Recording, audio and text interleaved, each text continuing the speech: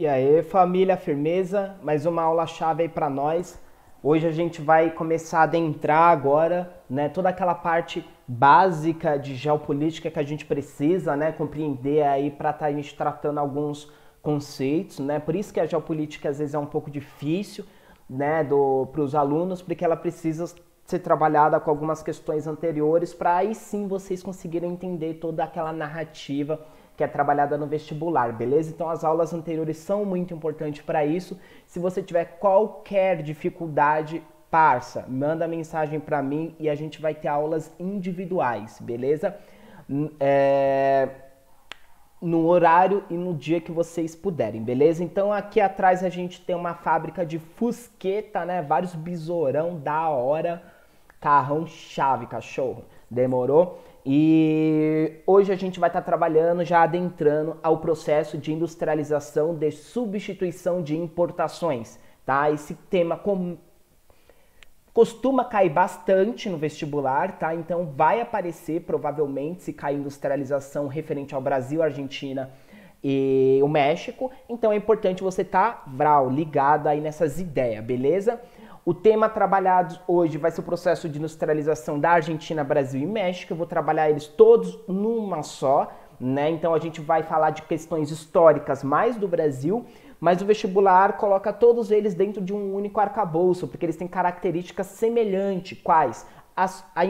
O processo de industrialização deles se iniciou por substituição de importações, beleza? A gente vai falar tanto do auge, o início, uma questão histórica, o início, o auge dele e as limitações desse processo de importações, né? Por que nós não virou país de primeiro mundo, né? Então a gente vai discutir isso hoje, beleza? Então já para a gente começar numa questão mais histórica, né? O Brasil, tanto o Brasil como a Argentina e como o México, o processo de independência desses países, eles se consolidaram a partir de uma manutenção desses latifúndios, desses senhores, dessa aristocracia rural, né? Essa aristocracia calcada na terra, tanto no México, tanto na Argentina, tanto no Brasil, como a gente sabe muito bem, o processo de dependência e o processo de república, né? Primeiro a gente tinha os senhores de engenho, os senhores de engenho passaram para o império, viraram barões do café e na república viraram barões do café e, consequentemente, eles participam da política na República II, na República do Café com Leite, a República Civil Brasileira. Então a gente vê que esse processo de latifundiários, de uma pequena, uma mínima parcela dessa população tem grandes extensões de terra e esses latifundiários, basicamente é importante lembrar, com que eles trabalham? Com exportações de produtos primários. Eles exportam para os outros países café, cana, mineral, para esses países industrializados conseguirem trabalhar essas matérias nas suas indústrias intermediárias e nas indústrias de bens de capital. E o que eles fazem posteriormente? Vende para o Brasil, certo? Para o México e para a Argentina. Então a gente exporta produtos pouco trabalhados e compra esses produtos industrializados desses países. Inglaterra, Bélgica, Estados Unidos, Alemanha, França, né? É importante. Chega um momento que a gente começa a ter alguns passos, pensando no Brasil, com o Barão de Mauá, a gente tenta uma industrialização que não dá muito certo, porque a concorrência entre o Barão de Mauá e os industriais ingleses é muito grande e os ingleses acabam vencendo e comprando as empresas do Barão e fechando essas empresas, propriamente com a intenção de que os brasileiros continuassem comprando esses produtos industrializados, basicamente têxtil, né, da Inglaterra, certo? Mas a gente tem um processo um pouquinho mais rápido, uma intensificação maior desse processo a partir da década de 30, né? Por quê? Porque em 29, vale lembrar, a gente tem uma crise de superprodução nos Estados Unidos, né? Por conta do regime econômico do liberalismo, onde não tem intervenção estatal e as empresas produziram de forma exacerbada os produtos sem o mercado consumidor apropriado para consumi-los. Isso levou a uma superprodução, a queda do valor e a quebra das bolsas de valores de Nova York, Washington, Paris, Frankfurt, Londres. As bolsas de valores por todo o mundo começam a ser quebradas, certo?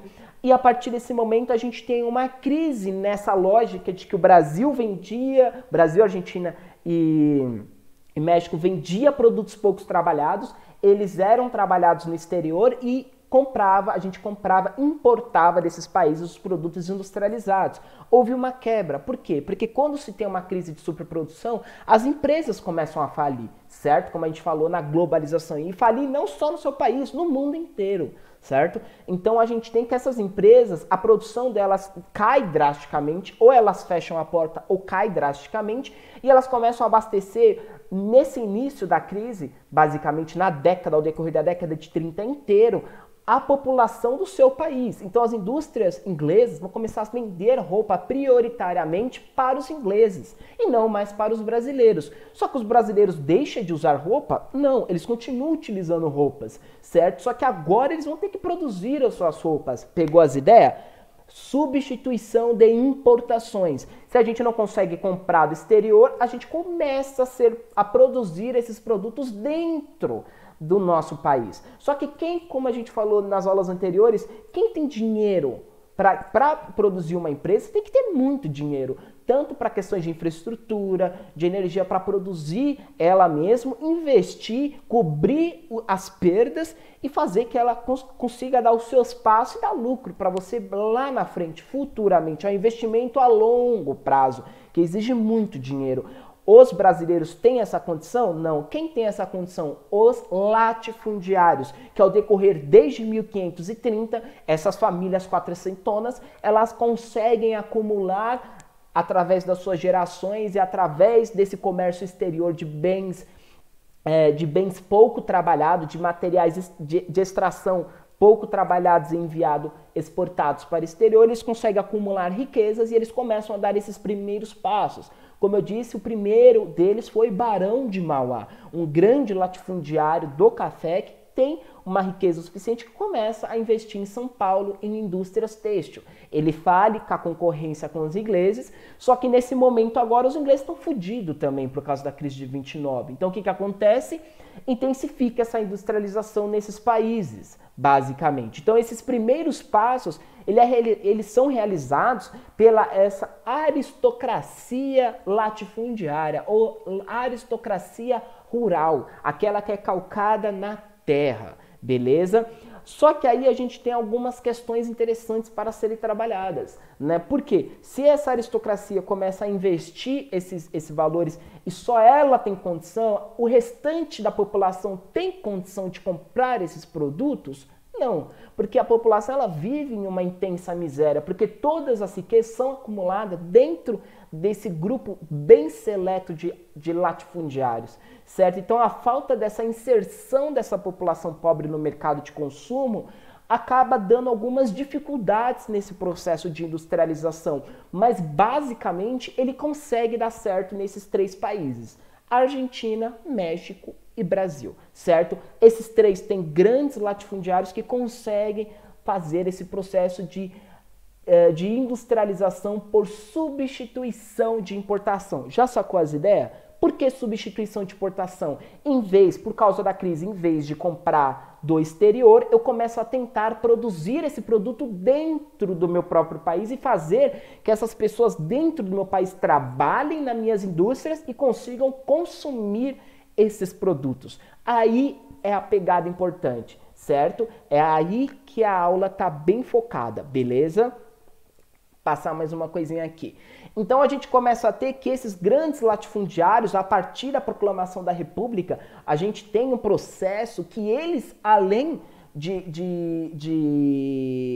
ter refém o imperador lutando pelos seus interesses, agora na República Café com Leite, a gente tem que eles direcionam os processos políticos do país, de uma forma direta através de representantes latifundiários no governo, como presidentes da República, certo? Então a gente tem que o Estado, a partir desse momento, começa a investir em indústrias de bens intermediários. A gente trabalhou isso nas aulas anteriores, a gente não vai falar novamente, que é a mineração e a siderúrgica, tanto que também tem a petrolífera e a petroquímica. A petrolífera, você extrai petróleo do chão, e a petroquímica você refina esse petróleo. Aqui é importante vocês prestarem atenção, prestem atenção na seta. Tanto a petroquímica como a siderúrgica, elas necessitam de tecnologia. Para você fazer uma liga de metal, você precisa ter tecnologia, certo? Para você fazer produtos derivados do petróleo, como plástico, entre outras coisas, você precisa de uma certa tecnologia. Então, nesse momento, o Brasil começa a exportar essa tecnologia do exterior e ser trabalhadas aqui. Mas como ele consegue exportar? Através do importar, desculpa. Ele começa a importar essas tecnologias do exterior e começa a implementar no território brasileiro, lá os mexicanos no mexicano e os argentinos nos argentinos, na Argentina, certo? Então você começa a ter aí não só mais um movimento dos latifundiários, né, de forma individual, construir essas empresas, mas agora como representantes de frente do Estado, eles também começam a dar os passos maiores através desse processo de industrialização. Então a gente começa a se tornar um país agora um pouco mais industrializado, certo? E além disso, o investimento estatal é muito importante. Qual setor aqui? Na infraestrutura, que a gente falou nas aulas anteriores, como transporte, telecomunicações e energia elétrica. Não existe uma empresa que não possa existir sem transporte, sem energia elétrica, certo? E isso não vai ser investido, né? O latifundiário não vai construir uma rodovia para que os seus produtos sejam escoados, ele vai construir a empresa, certo? Essa rodovia terá que ser construída pelo Estado na lógica desse processo de industrialização, beleza? Então aqui a gente começa a ter uma união entre esses latifundiários, esses grandes proprietários de terras que acumulou riquezas durante esses 400 anos de Brasil, desde 1530 pensando no Brasil, desde o México ali como uma colônia, eles acumulando riqueza, e agora eles são a única classe dentro desse território que consegue produzir, consegue investir nessas indústrias, certo? Então eles veem que essa falta de produtos para importar para o Brasil abre uma nova frente para que eles consigam investir nisso e consigam lucrar também com a população brasileira. E não só vender café, vender cana-de-açúcar para os outros países, certo? Então agora o mercado consumidor brasileiro começa a importar para eles. Só que aí existe um grande problema, certo? Que foi aquilo que a gente falou no slide anterior. A maioria dessa população é pobre, certo? Então, se ela é pobre, basicamente, a gente não consegue que ela consiga comprar todos os produtos que são produzidos. Então, quais são os produtos que você vai ter produzidos nessa primeira industrialização? A indústria têxtil, por exemplo, né? E a gente vê que tem aí tanto a crise de 29 como a Primeira Guerra Mundial que já começa a dar esses processos e essa necessidade de uma indústria brasileira para produzir esses produtos e não mais depender do mercado exterior, certo? Então a gente tem essa união entre esses dois agentes desse processo de industrialização. Esse é o auge, esse é o primeiro momento, certo? Aqui você começa a ter o Brasil, o México e a Argentina abrindo o seu mercado, consumidor para as indústrias brasileiras, beleza? E a gente tem isso no auge lá no governo do Getúlio Vargas, certo? No governo constituinte do Getúlio Vargas, constitucional, desculpa, não a ditadura de 1930, mas o governo de da década de 50, onde você tem aí a fundação no Brasil da Petrobras, certo? Uma indústria que extrai petróleo, uma indústria petrolífera, e as suas ramificações da Petrobras vão trabalhar nas indústrias petroquímicas. E a partir disso elas produzem esses plásticos, produzem esses tecidos, produzem esses derivados, a borracha, entre outras coisas, do petróleo, e a partir disso você consegue que essas indústrias nacionais brasileiras comprem esses produtos da Petrobras e consiga transformar eles em bens de capital, uma roupa, um Tupperware, tá ligado? Um carro, entre outras coisas, beleza? Lá no México você tem a Pemex, né, que foi fundada em 1954 também, a PDVSA na Venezuela, você tem aí a WPF na Argentina, né? Lembrando que a WPF na Argentina ela foi comprada em 1929 por uma empresa que chama Repsol, né? Que foi uma empresa petrolífera espanhola, né? Então já tem um momento aí já de privatização nesses momentos, beleza? Então aqui o que você precisa decorar essas porra? Não, você precisa saber que esses países, esses três, estão passando por um processo muito semelhante. Porque ambos têm uma aristocracia forte, ambos dependem do mercado exterior e quando tem uma crise mundial, eles deixam de ser abastecidos e agora eles precisam produzir os seus produtos. Isso é importantíssimo, porque é aí que está a pegada da substituição de importação. E é aí que eles vão fazer as perguntas para vocês, beleza? Então é importante, quebrada, lembra dessa porra. Só que aí a gente tem algumas questões, certo? Isso desenvolve bastante o mercado consumidor brasileiro, porque muitos trabalhadores começam a trabalhar nessas indústrias e a consumir esses produtos.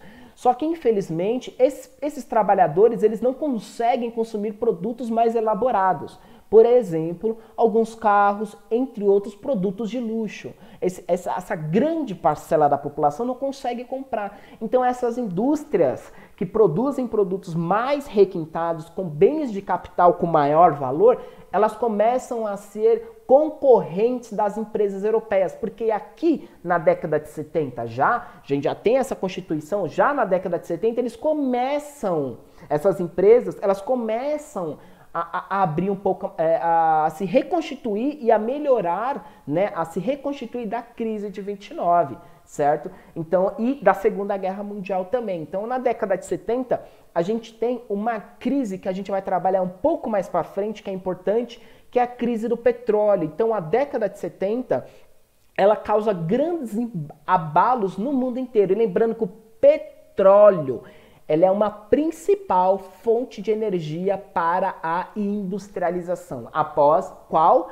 A segunda revolução industrial, como a gente disse na aula, tá? Então é importante lembrar que quando a gente tem a crise do petróleo, com a fundação da OPEP, como a gente vai discutir certamente, você não precisa lembrar disso para saber do modelo de substituição de importação.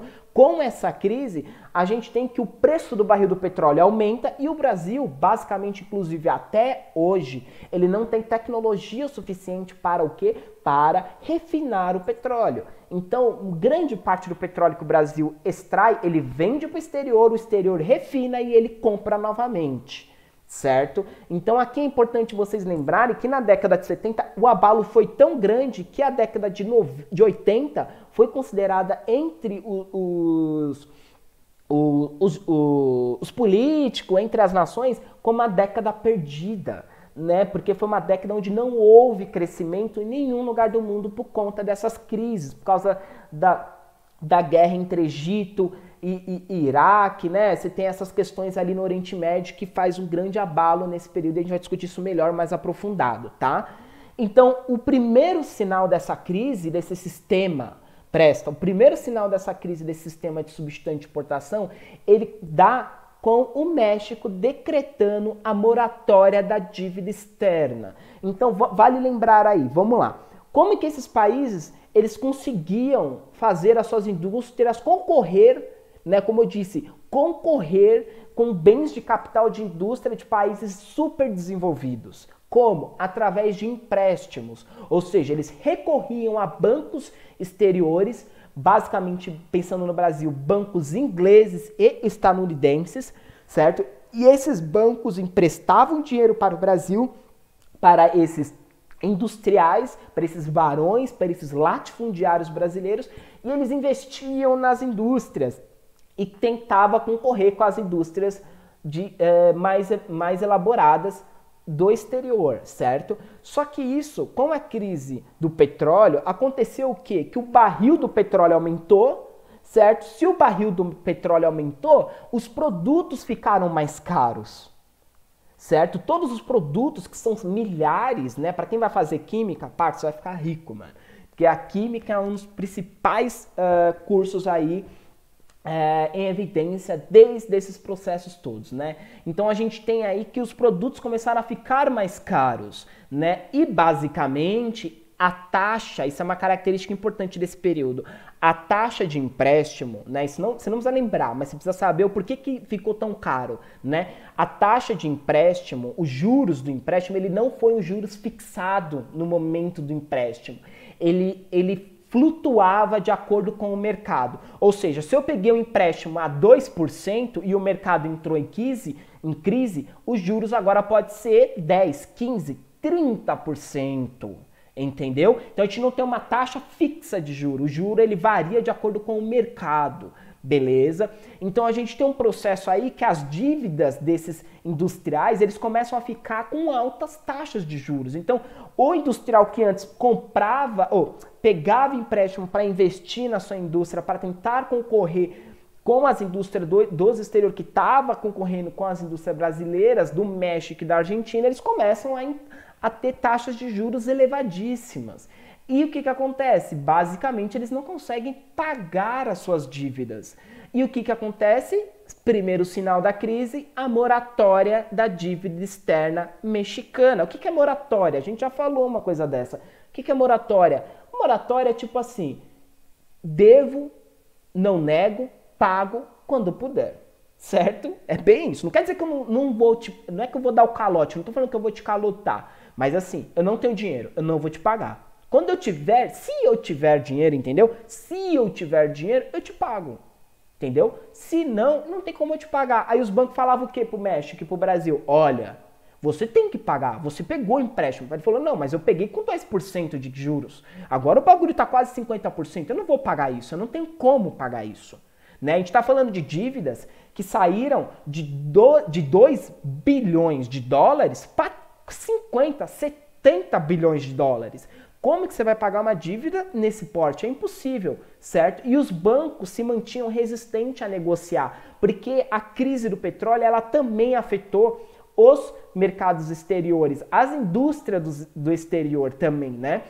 Pensando que o petróleo é um elemento fundamental da industrialização até os dias atuais, certo? Então, nesse momento, a gente tem aí que o processo de industrialização ele começa a entrar em crise. Qual processo de industrialização? O de substituição de importação. Por quê? Porque basicamente a gente não tem um mercado forte consumidor interno que possa comprar esses produtos, o que acarreta que essas indústrias têm que concorrer com outras indústrias também do exterior. Para conseguir concorrer, elas pegam empréstimo. Infelizmente ocorre uma crise mundial e essa crise eleva as taxas de juros e o México, por exemplo, decreta o calote, né, a moratória.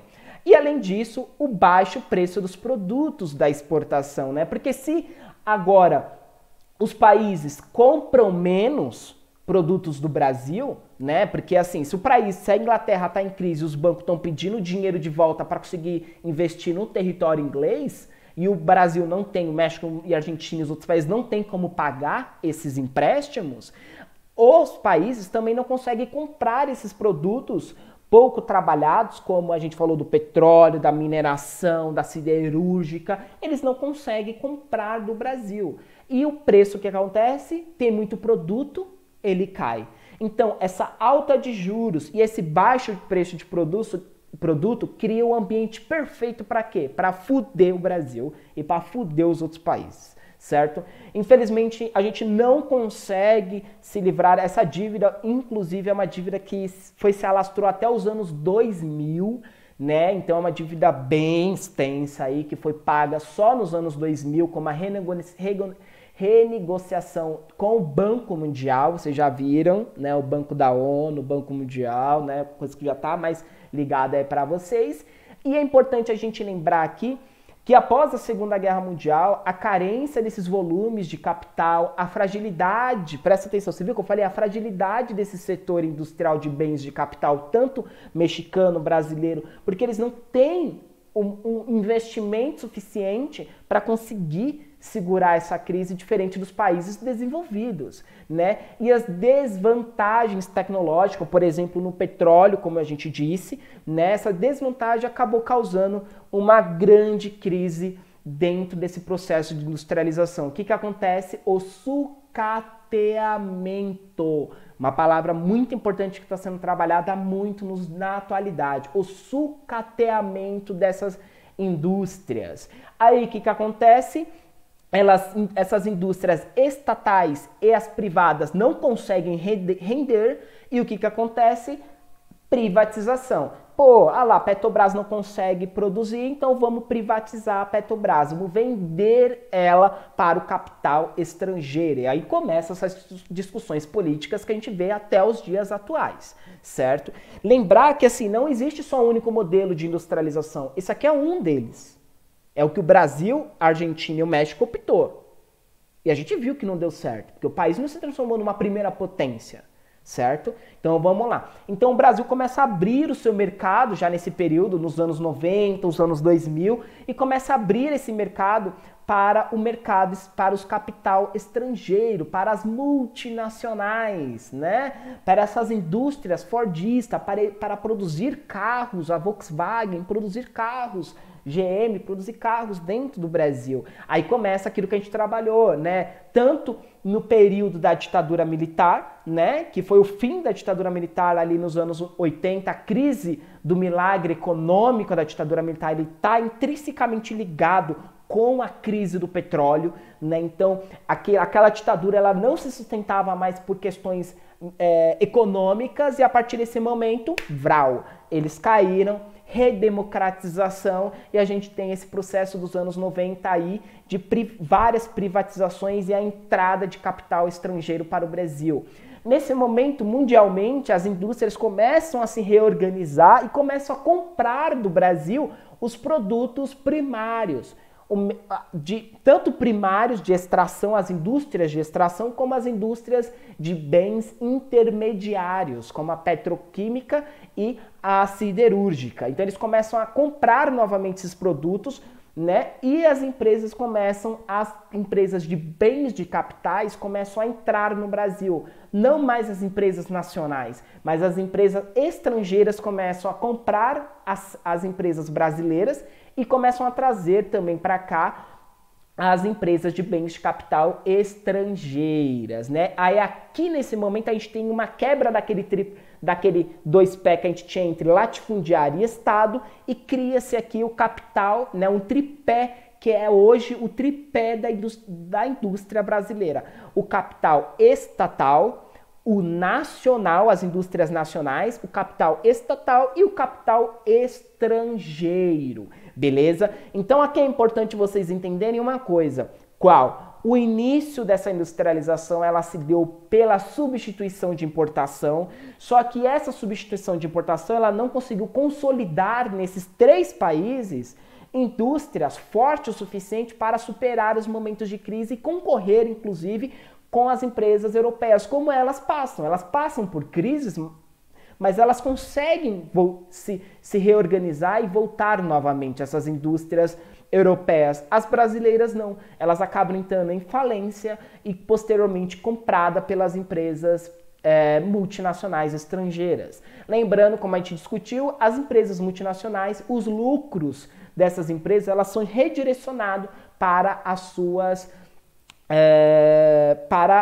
sedes, onde estão nos países desenvolvidos, como a gente discutiu naquela aula de capitalismo informacional, beleza? Então é importante que vocês lembrem que hoje o tripé da industrialização é o capital estatal, o nacional e o estrangeiro. O nacional é ocupado pelos industriais nacionais, só que aonde que esses industriais nacionais vão trabalhar agora, quebrada? Nas indústrias de bens de capital de pouco valor, por exemplo, a têxtil, por exemplo, bens de consumo não duráveis. Qual é isso? Um lanche, uma comida, entendeu? Ou bens de consumo intermediário, por exemplo, geladeira, um notebook, uma televisão, entendeu? Mas e as mercadorias duráveis, aquelas que têm muito valor de mercado, né? Essas mercadorias, elas são produzidas unicamente por questões de tecnologia e por questões de dinheiro para conseguir produzi-las, elas são produzidas pelas multinacionais. Isso acaba impedindo que o Brasil consiga uma industrialização consolidada para concorrer com os outros países, porque a gente fica com as nossas indústrias consolidadas basicamente em bens de extração e em bens intermediários ou bens de consumo não duráveis. Beleza? Então a aula disso é hoje. Na próxima aula a gente vai trabalhar questões, tá? E depois a gente vai trabalhar a industrialização dos tigres asiáticos. Beleza? Então é isso, quebrada.